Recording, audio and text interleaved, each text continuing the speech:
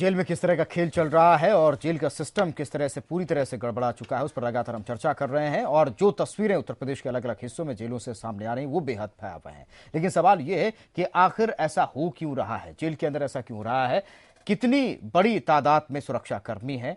NCRB ने एक आंकड़े दिए थे 2010 में और वो आंकड़े हम आपके सामने रखते हैं। 2010 के आंकड़ों के तहत है। इसके अलावा 3 सेंट्रल जेल हैं और बाकी जेलों की बात करें तो 3 सब जेल हैं। यह आंकड़ा है यूपी का और किस तरह की तादाद सुरक्षा कर्मियों की है वो भी हम आपको बताएंगे। 3 स्पेशल जेलें हैं जो कि एनसीआरबी ने ये अपनी रिपोर्ट के जरिए बताई थी और क्या हालत है। और 40,000 की क्षमता अब जो कि काफ़ी बढ़ गई है और 1 लाख से ज़्यादा इस वक्त बंदी है वहाँ पर। यह आंकड़ा इसलिए बताता है क्योंकि 3 गुना का ये आंकड़ा लगभग बैठता है। 23 नवंबर 2013 को जिस तरह से हत्याएं हुई हैं, एक के बाद एक 17 अप्रैल को भी मुकेश जो कि है बंदी रक्षक था उसकी हत्या हुई। 7 अगस्त 2007 को भी इस मामले में जेलर नरेंद्र द्विवेदी की हत्या हुई।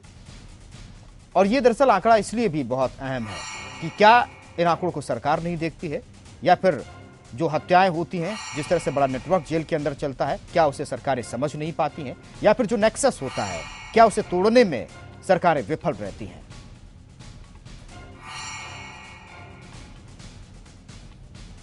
ये कई ऐसे नाम हैं जो बेहद अहम हैं और आप खुद अंदाजा लगा सकते हैं। जब हाल ही में वाराणसी में डिप्टी जेलर की हत्या कर दी गई और खुले आम और उसके बाद से जिस तरह से डर पैदा हो गया है वो बेहद अहम है।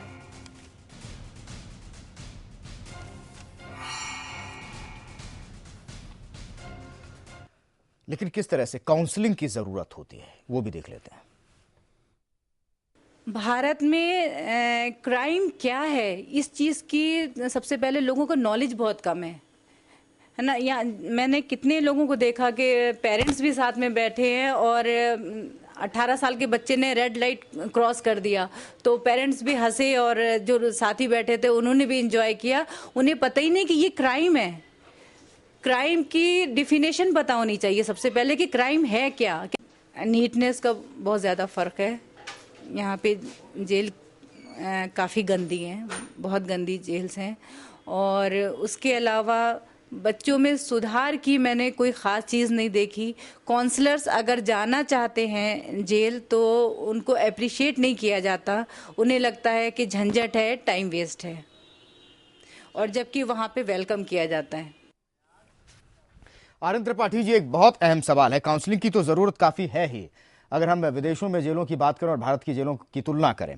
दरअसल सवाल यह है कि सरकार ये कहे कि बहुत बड़ा नेक्सस है और दूसरे दल कहें कि एक संगठित अपराध है, ये हर कोई जानता है।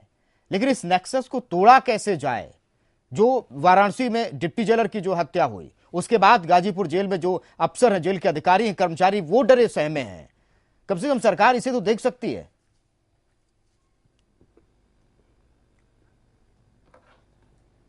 देखिए, सरकार का काम है, जैसा मैंने कहा, सरकार का काम लॉजिस्टिक प्रोवाइड करना है।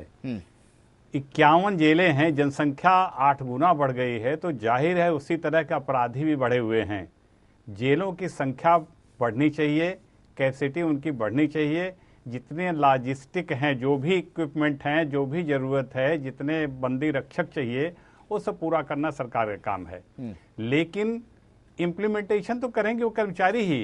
अगर कर्मचारी, कोई सरकार का प्रतिनिधि वहाँ नहीं जाता कर्मचारियों से मिलान के लिए इस तरह लें या गलत काम करें या कोई मोबाइल जाने दें, ये इम्प्लीमेंटेशन का काम तो वहाँ जो कर्मचारी हैं उन्हीं पे होगा। और मेरे विचार से एक मोटिवेशन होता है पॉजिटिव के नेगेटिव।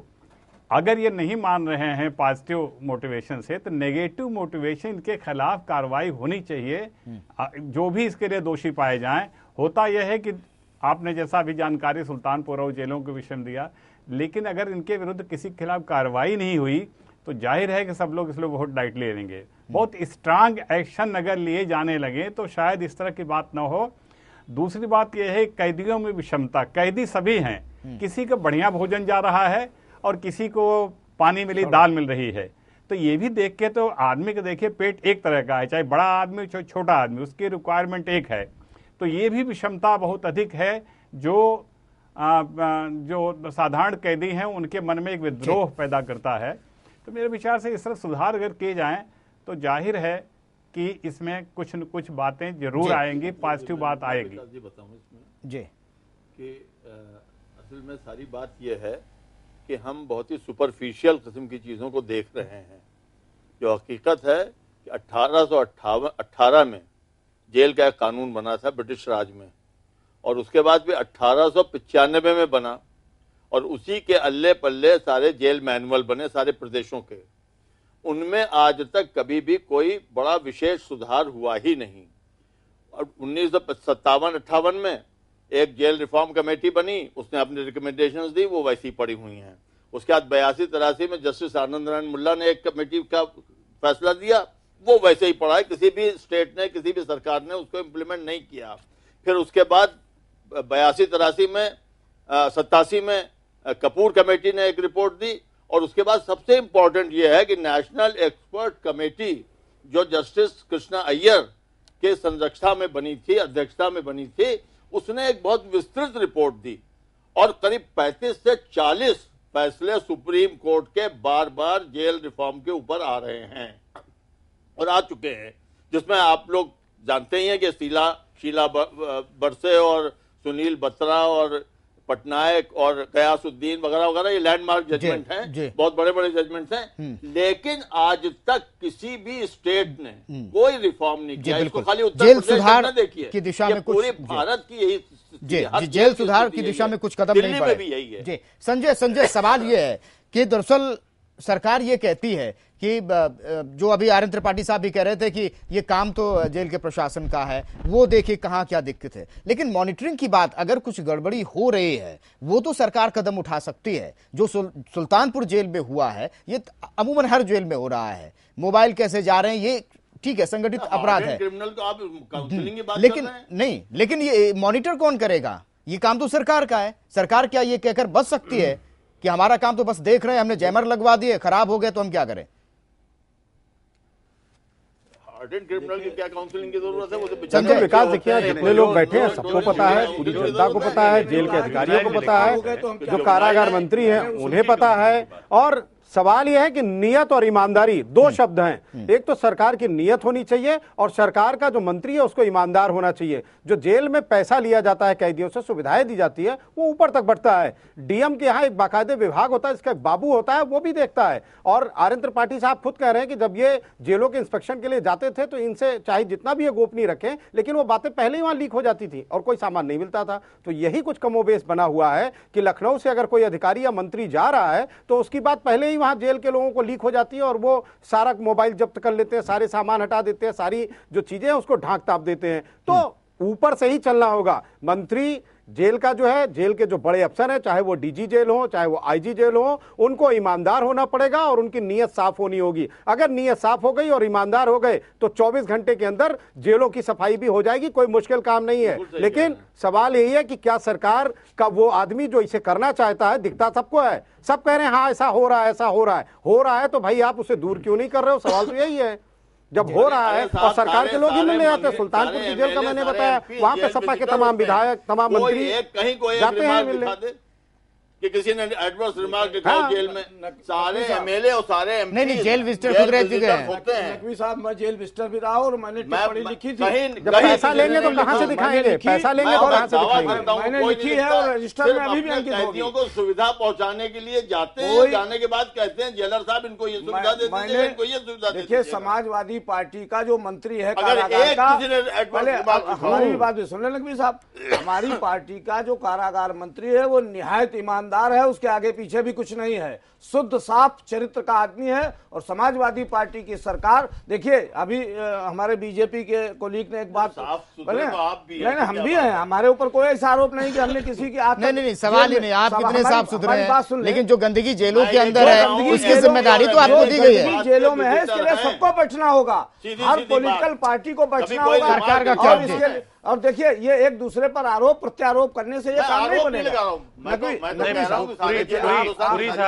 पुरी साहब, आपसे एक सवाल पूछना चाह रहा हूं। बिल्कुल सही बात कि अब तक समाजवादी पार्टी में जितने भी जेल मंत्री रहे हैं, क्या सभी इसी छवि के रहे हैं? नहीं, हम आप दूसरी तरफ न ले जाए, बाकी नहीं, मतलब मेरा सीधा सवाल है जवाब दे दीजिए। आपके कुछ एक आध ऐसे मंत्री भी हुए हैं जिनसे कि जेलर अत्यंत भय खाते हैं। देखिए, वो इस वजह से नहीं कि मंत्री जी जो है निरीक्षण करने ना आए, राजा भैया वो इस वजह से भय खाते हैं कहीं मंत्री जी अंदर ना हो जाए किसी मामले में। देखिए, मंत्री जी जेल में जो पावर है उसको तो एक्सरसाइज मंत्री करेगा। जितने एमएलए और एमपी हैं, देखिए राव साहब, सिर्फ ये चाहते हैं आज का जो अपने क्रिमिनल्स को प्रोटेक्शन दिलाने। देखिए, अब ये तो आदिकाल से आरोप चला है, रहा है। समाजवादी पार्टी की सरकार समाजवादी पार्टी की सरकार, सब पे आरोप है, समाजवादी नहीं है, सब लोग इसी तरीके के हैं। समाजवादी पार्टी ने एक अच्छा इनिशिएटिव लिया है और सारे जितने जेलर्स हैं उनको आर्म्स प्रोवाइड किए गए हैं।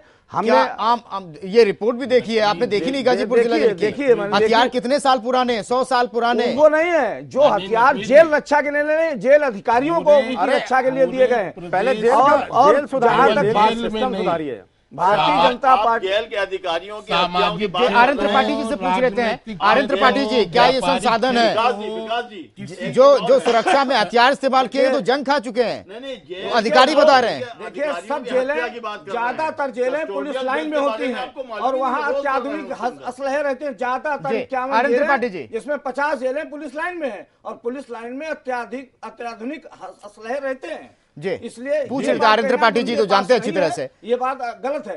दूसरी एक बात नहीं, सुन लीजिए आर्यन त्रिपाठी जी की बात को सुन लीजिए। बोलिए आर्यन त्रिपाठी जी। जेल के लोगों को हथियार नहीं चाहिए, पैसा चाहिए होता है। प्रोवाइड किए गए थे। आर्यन त्रिपाठी जी जी, ये जैसा मैंने बताया कि लॉजिस्टिक का उपलब्ध कराना सरकार का काम है। लाइसेंस इनको मिल जाए, लेकिन लाइसेंस क्या असलाहा चलाने का दम है? मैं तो ये कहूँगा, अगर सख्ती के कारण किसी के साथ दुश्मनी या इस तरह की हत्या नहीं होती, कहीं न कहीं अगर लूप होल होगा तो उसको फिर से अगर कोई ढकने की कोशिश करेगा, तो मेरे विचार से अगर सख्ती की जाएगी तो ये भी डरते हैं। एक गांव में कहावत है, जकरे दुआरे मरकहिया गाय ओकरे दुआरे क्यों न जाए। सही है। लेकिन सुधवा गाय है तो उसको बच्चा भी 4 लात मार के जाता है। यही अधिकारियों में, यही नहीं केवल जेल के नहीं, हर विभाग के अधिकारियों में कह रहा हूं।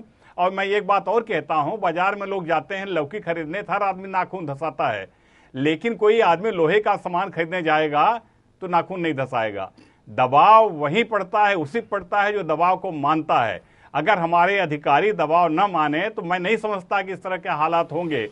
उनकी विशेष जिम्मेदारी, उनके खिलाफ सख्त कार्रवाई होनी चाहिए, तब शायद कोई सुधार होगा। सवाल फिर वही है कि कार्रवाई कौन करेगा? त्रिपाठी जी, मेरा ये सवाल है कि प्रदेश में जिसकी सरकार है ये उसी की तो जिम्मेदारी है व्यवस्था को व्यवस्थित करने के लिए। अपनी जिम्मेदारी से काहे भागे जा रहे हैं? आपका एक बड़ा नेता थाने के अंदर मार दिया गया, थाने के अंदर। अब आप हमारे ऊपर आरोप लगाते हैं, थाने के अंदर सिवली थाने में संतोष शुक्ला मारे गए और इनका कोई भी अधिकारी बयान कोर्ट में सही देने नहीं गया। आप दूसरे के ऊपर आरोप लगा रहे हैं। ये सबके लिए मैं बीजेपी के नेताओं को बार बार कहता हूँ, आप अपने प्रचार के लिए, ये कहते हैं, देखिए अपराध ये सिस्टम है और ये सिस्टम खराब है।